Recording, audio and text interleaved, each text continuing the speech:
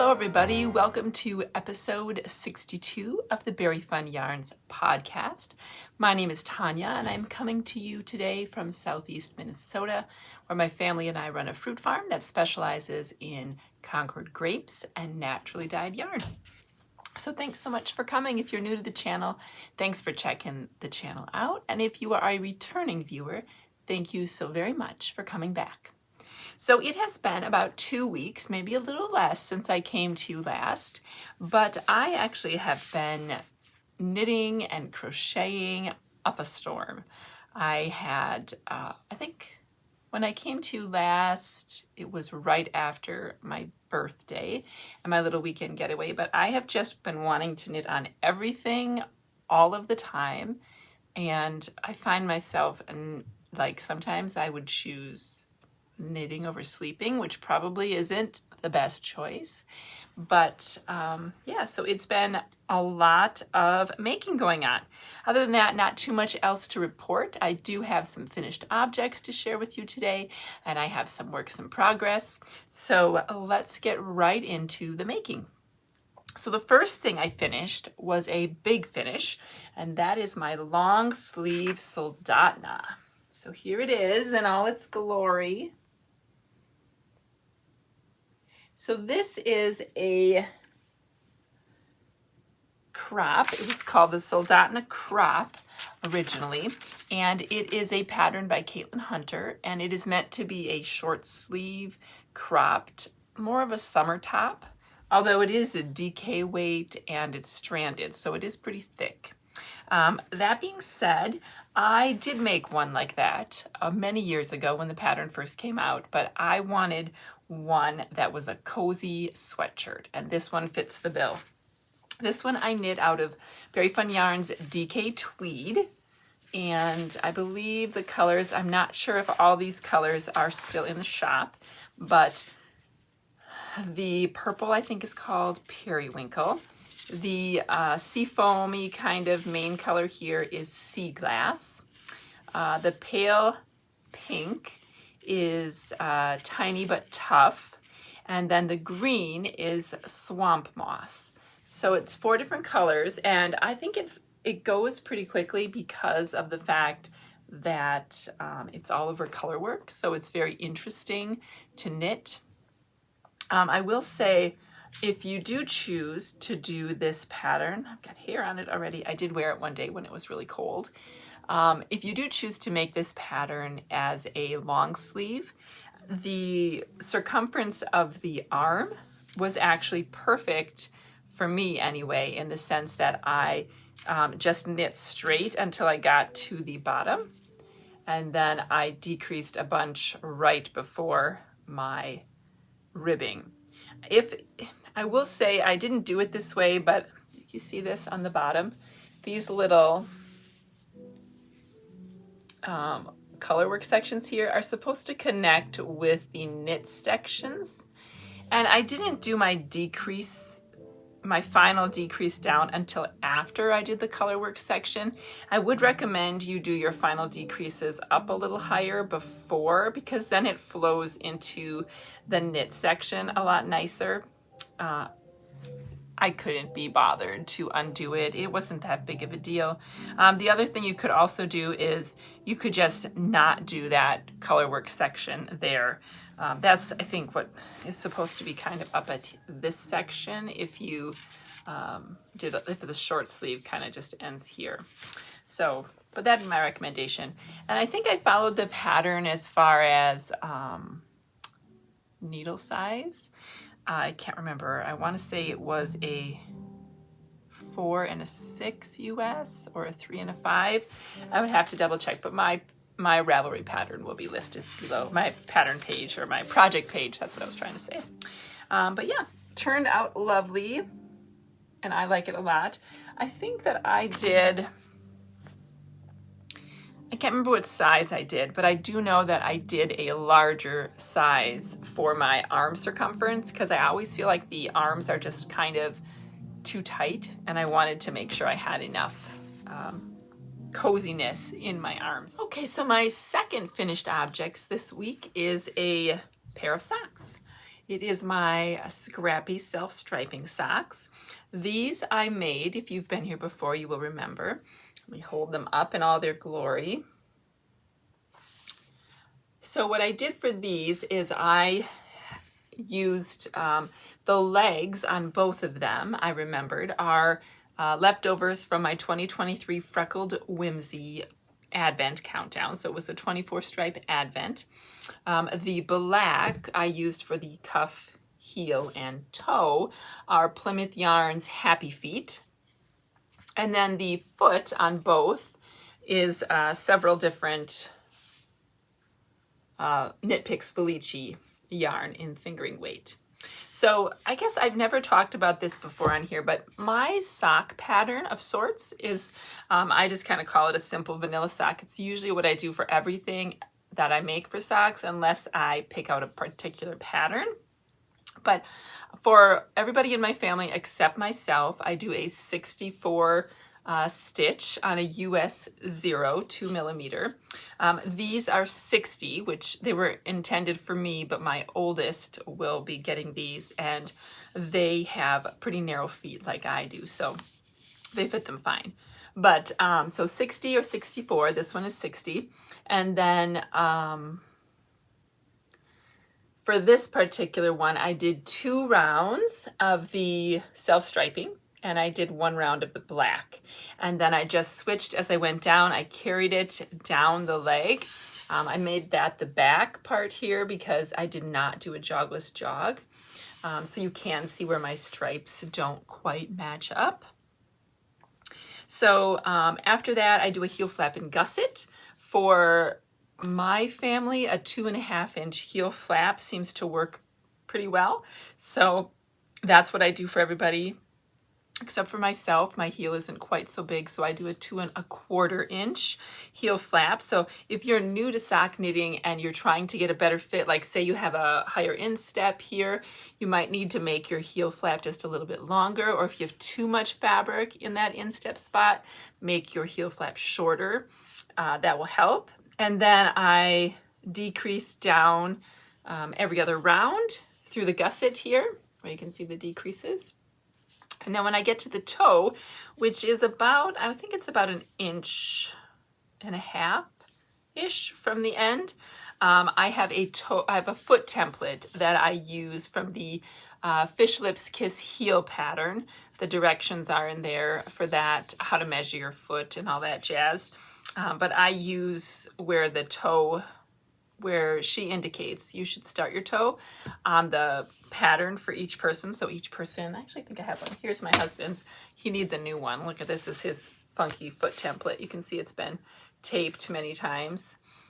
This one, it looks like I traced it in 2014. So if you do this for your family members, if you trace their feet, put the date on, especially for kids, because one, it's really fun to look back, but also it'll kind of keep in mind if kids are growing, you'll know when you need to measure their foot again. But that's what I do. So here's kind of on the template where she tells you it's at the tip of, this is your pinky toe over here. That's where I generally start the decreases. And I guess if I look at it now, it's probably closer to 2 inches. But for that, I do rounds 1, 4, and 7 are decrease rounds. So I decrease on both sides of the foot. So I'll do a knit 1, slip, slip, knit across, knit 2 together, knit 1 at the end, and then the same on the back. And so this I think is on one of my patterns. I think it's on my Ravelry page for at least some of my socks. But so I decrease rows 1, 4, and 7, and then I decrease every other round until I get to 13. So all the odd numbered rounds. And then once I get to 13, I usually have like 10 or 11 stitches left on the needles, depending on how many stitches I'm making. Oh, my one son does have a 72 inch needle stitch count because he has bigger feet. But I decrease down to 8 stitches on each of my double points, so 16 per side. So what I was starting to say is that after round 13, I decrease every round. So 13, 14, 15, 16, until I am down to the 16 on each side, or 8 per double pointed stitch. So double pointed needle, not stitch, I said it wrong. So if that makes sense, that was kind of the quick and dirty version of how I do it, but very simple. And I just kind of, once you figure out, like I said, if you're new to knitting socks, this might be overwhelming. But once you figure out like how the sock fits on your foot, which heel you like best, you will kind of get your own recipe, basically, your own vanilla recipe. And that's kind of what has evolved for me over time. So I do that pretty much on all of my socks, and it works really good, and I don't have to remember. And then I Kitchener the toe. So, but these turned out great. I love them. I'm going to set these aside for the fall. Right now I have 2 pair of socks set aside for my husband. I think 2 for me, and this is 1 for my oldest. I'm working on only 3 out of my 4 kids like socks that are wool socks. Maybe my other son will eventually learn to like them, but when he was younger, he thought they made his feet really hot, and so he didn't want them. So I might make him a pair just to kind of see and have him try it on. I think he would like them now. Times are, when you're a kid, everything sometimes, like you're just a lot more sensitive when you're little to like, oh, it's itchy, oh, I get hot, or, and then you have this thing in your mind, oh, that makes me hot, I don't want that. Anyway, that's a lot of rambling about my socks that I finished, but if you have not yet ventured into sock knitting and you live somewhere cold, I highly recommend giving it a try. And don't be intimidated the first time. The first time your sock is probably going to look funny. Just understand that. My first pair of socks looked like I had made them for Shrek. They were huge. I did not understand gauge at all, and I didn't realize that I was a loose knitter even from the beginning, and so my socks were huge, humongous. But, with practice, they get better. And you can always start with shorty socks so they don't fit quite right. And then you could donate them. Charities, special places like the Pine Ridge Reservation, or what's the other one? There's another one. I'll link it below. I forget. They changed their name recently, but they accept socks, and wool socks are great for those sorts of people that are maybe low income, or the other one goes to refugees, is the one that I'm thinking of. So they don't have warm wool socks that don't get stinky if you wear them for a lot, are perfect. So you can always donate them. They'll fit somebody. So try the socks is what I'm trying to say here. Okay, third, I'm losing count here. I kind of stopped and started this recording a couple times because my oldest was practicing piano downstairs, and I'm using a new device. I got a new iPad, and the microphone, I think, is good enough on its own, and it's not compatible with my current microphone. So anyway, it was picking up his piano. So this is my third finished object. It is the Twisted Together Cowl. This will be my new pattern that will be coming out in the fall. So I did this one with 12 stockinette sections, but the pattern will be listed with 10, but you could totally add more if you want. I just thought it was long enough with the 10 sections. And also oftentimes, 10 sections, they take about 8 to 10 grams per section. That's 100 gram skein, or 5 20-gram minis, 10 10-gram minis. It was just something that the way it was sold would be a little easier for you as a maker to get the right amount easy. You won't end up with a lot of extras, shall we say. Let me put it on and show you how it fits. So it is this lovely, cozy cowl that, it's got a little bit of drape, so it doesn't feel like it's totally up in your neck like you're strangling, but it's very lightweight. The contrast colors, like I said, all together is 100 grams. The main color is 50 gram skein. It's probably closer to 40 is what you use. So it's very light. It has a fun double horizontal chain stitch in there. I'll show you that close up when I take it off, but I think I'm going to wear this a lot. I am going to make another one I think that I might make it just 2 different colors. So you could do one contrast color for all the sections, one main color for the double horizontal chain stitches and the ribbing, or you could do 10 different scraps if you have them. But I love this pattern, and it was a lot of fun to knit. It actually knit very quickly, and I have finished. Here you can see the horizontal chain stitch. I have finished writing up the pattern. I just need to take some final photos, and then it will go out to testers. And I also did 2 video tutorials for this pattern. There's one on the actual double horizontal chain stitch, and then there's also one about how I wove in my ends, because you do have kind of a lot of ends to weave in, and it can be kind of tricky when you're looking at it so that it doesn't pull the yarn too tight and you don't see it through the other side, through the right side. So 2 tutorials, pattern is written, just waiting on the pictures. It is super duper hot here today. In fact, I have my lighting on, because if I leave my windows completely open to bring in natural light, it is going to be so hot in this room.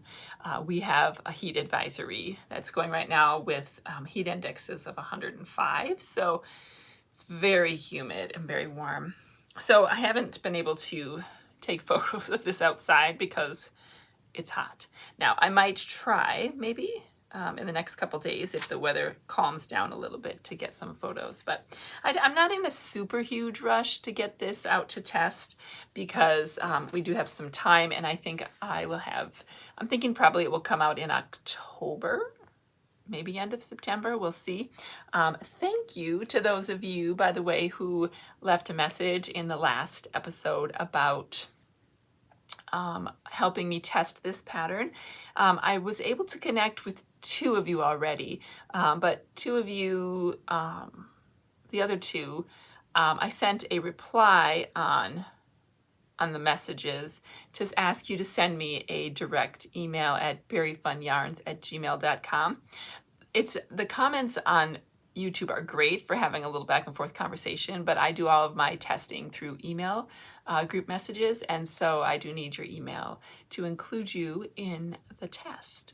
So if you haven't heard from me, please, and you are still interested, please just send me a message at Berry Fun Yarns. And if you're just seeing this now and you really want to test it, feel free to send me a message at berryfunyarns@gmail.com, because I could have a couple more testers and that would be just fine. Okay, so yeah, the Twisted Together Cowl turned out beautiful. That was made with a one-of-a-kind mini skein set that I made for some of my close knitting friends. Okay, so that's it for finished objects. Works in progress. Now, I think everything I'm going to show you in this section is new since last time. So new cast-ons, and then there's like this mending project. Maybe we'll start with that. Okay, so I have this is a little long story, so maybe you need a drink of whatever you're knitting, or whatever you're drinking right now. Hold on, I'm gonna grab this granny stripe blanket that I have crocheted. So here's what I have left of it. You can see. You'll see what I'm doing on the bottom here because there's a string. Whoops. Okay. So I had these 2 sections in my granny square blanket that were irritating me because I didn't realize I had crocheted them with non-superwash yarn, and so they were felting. So can you see this here? This little section right here felted, and then the other end also felted. So I had this section here that I wanted to cut out, and I have been thinking about doing this for a while. And then on Sunday, I don't know why, I think I was procrastinating, you know, where you really should be doing something else, but you're procrastinating doing that by making, crocheting, knitting, whatever it is you make. I think that's what I was doing. So I was like, it's not gonna be that big of a deal because this chunk, I thought, was at the end of the blanket. So it was towards one of the ends, and I thought, well, that's easy. Crochet, I'll just cut it out, pick up the yarn and find my hook and just crochet a new section that I took out, right? Easy peasy. Well, I should have before I took the scissors to it. Note to self for future reference. If you're going to cut something, check twice before you cut. The chunk, it was on the end, but it was at the beginning of the blanket where I first did the chain. So I'm working my way up. So what happens then, so I cut out this chunk, and then I realized when I looked at it, let me show you, that these little granny clusters are live now. Do you see this? I have a little string in them. So these are all live. I can't just pick up and crochet from that. At least I didn't know how. If you know how, if you're a crocheter extraordinaire, post below. But so what I decided after some deducing, I did think about throwing this blanket out, but I love this blanket. It's like all pastel-y, pinkies. It's super cozy. It took me a long time to crochet because it's fingering held double. I didn't want to throw it out. So what I did is I stranded some string through to kind of put it on waste yarn while I worked on the other section. So that's what it's doing right now. It's just kind of hanging out. And I am crocheting. I have kind of a mess here on my desk. Here we are. I'm crocheting the section that will go in between. So if you look down, do you see that like this pink row here? That is where I started crocheting. So the bottom, this was the beginning of the blanket. And so it was really only 1, 2, 3, 4, 5, 6, 7. It was 8 rows. And then I cut out a section. So it was at the very beginning of the blanket. So what I decided to do is I'm going to crochet. I picked up the stitch where it left off. I'm going to crochet 30 rounds, or 30 rows, because that's about the amount that I cut out with a little extra, because I did kind of always want this blanket to be longer. And if I'm fixing it, I might as well make it longer while I'm at it. So I'm going to do this.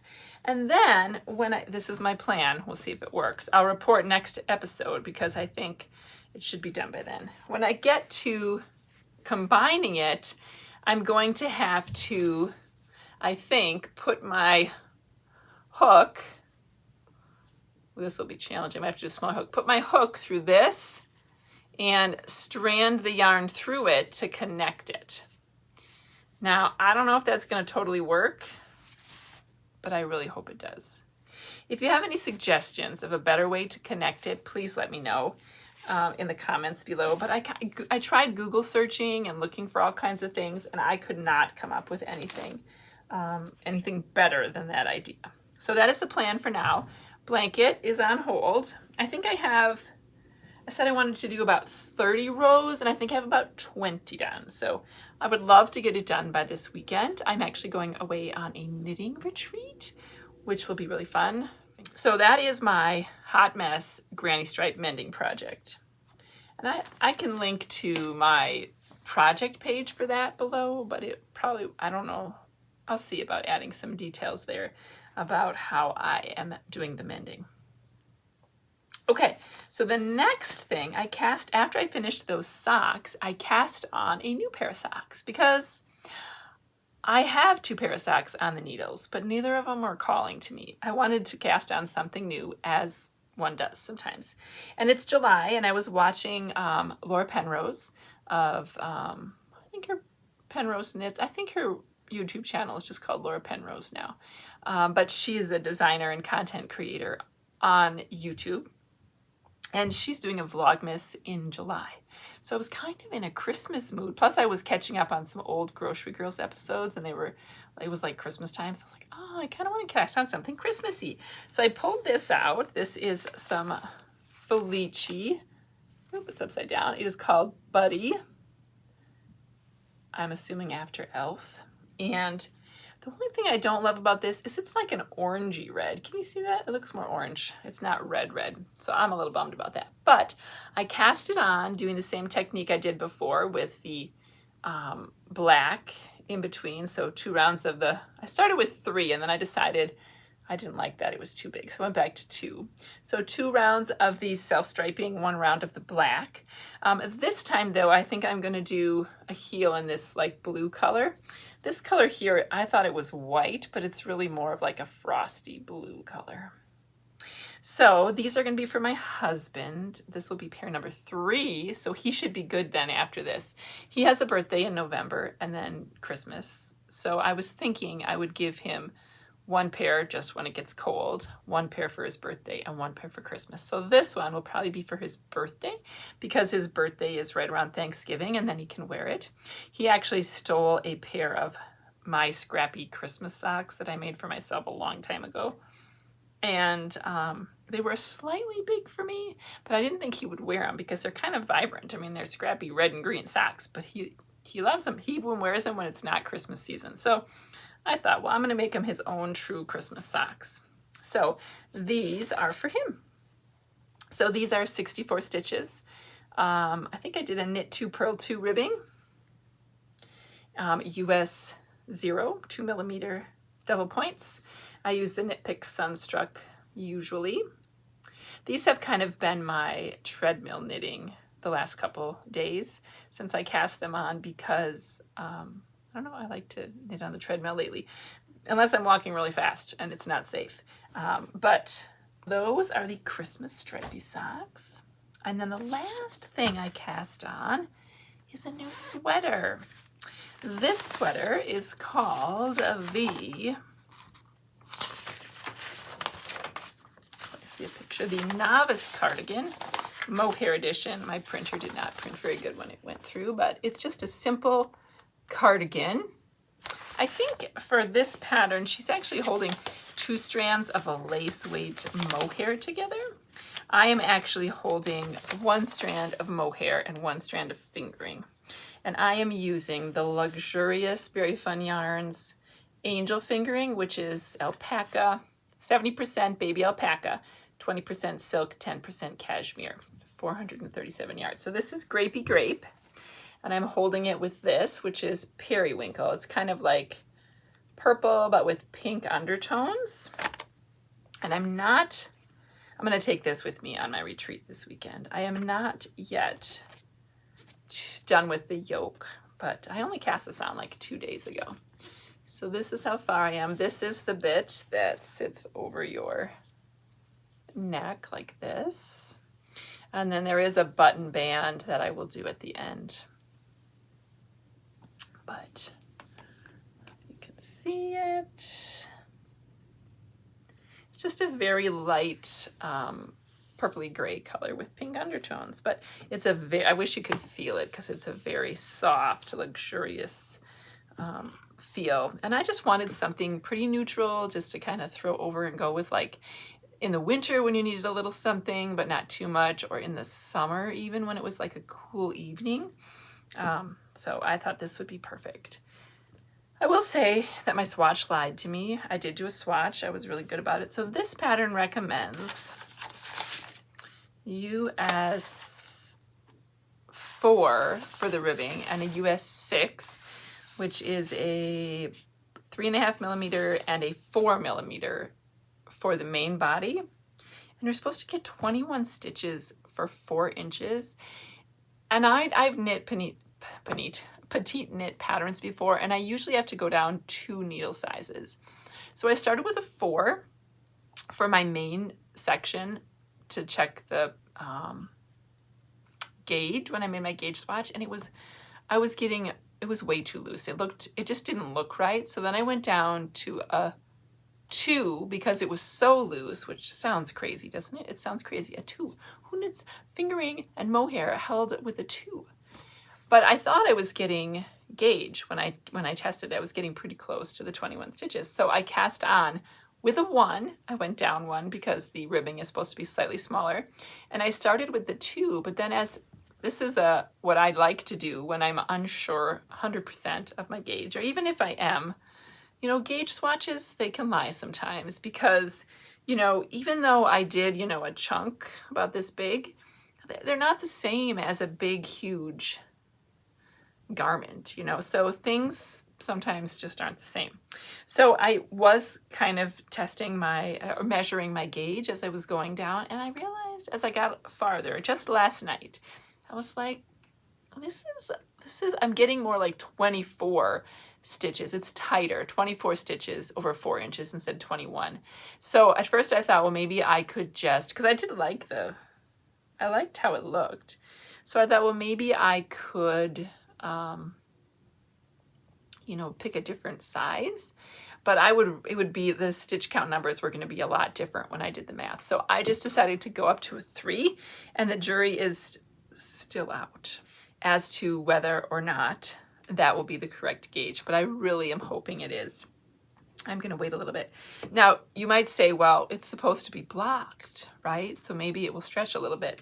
And yes, it might stretch a little bit, but mohair, in my experience, does not. It does not stretch a ton. And I would rather, the math I was doing was going to end up, if I stayed with the US 2, it was going to be only 34 inches around, and I wanted it to be more like 39 inches around. So even if, there's no way I was going to get 5 inches of extra ease out of blocking. So I went up to the the needle size. So I hope I made the right decision, and I don't have to rip this out because it will be a pain in the tuchus if I have to, because it is alpaca, which is fuzzy, and mohair, which is fuzzy, and they're held together. So it'll be a really big pain if I have to rip it out. So, but if I have to, I have to, and I will. But right now, I think I made the right decision. So we will see. That I'm taking with me this weekend. I'm also going to take my side-by-side rainbow pride blanket with me. And I think maybe a pair of socks. I haven't decided which ones yet. Maybe the ones that I had cast on for my son was the 72 stitch. Can you imagine a 72-inch foot? That would be a giant 72 stitch foot, because it's just straight stockinette, and that's easy to do, and it goes fast when you're hanging out with friends. So I might do that one. But yeah, I think that's it for my projects. Otherwise, I don't really have too much else to share as far as news of what's been going on. I'm plugging away. I did this past week order an embroidery kit and a drop spindle to do some drop spindle spinning of the wool. So I'm not quite ready to show you those two things yet, but I'm excited to be a little more multi-craftual than I already am. And if all goes well, I will probably be sharing that with you here on the podcast. But yeah, other than that, not too much else to report. I've just been plugging along, doing lots of making, harvesting in the garden. I think I probably will. I took some video this morning of, I got something in my eye, probably mohair. Aha, it is. Mo's hair, as my 18-year-old son will say. That's what he used to call it when he was little. When I told him it was mohair, he thought I was talking about somebody named Mo, whose hair it was. I guess he had to be there, but anyway, I was out this morning as I ramble. Before it got too hot. I was going to record this first, and then it was so hot out that I went out and I picked black raspberries and cucumbers and beans and zucchini from our garden, a few red raspberries, yellow raspberries, and yeah, and I came back in. But if I think of it, I will put a little bit of video or footage in of my garden. And our onions are huge. We have so many onions this year. Onions, those of you who know, I do use the onion skins to dye with, but yeah, there's a lot of onions out there right now. Okay, well, that's it. Thank you so much for joining me today, and I hope you're well wherever you are. Hope you're having lots of time to knit or crochet, embroider, spin, whatever it is you love to do, and I will see you in the next one. Bye, everybody.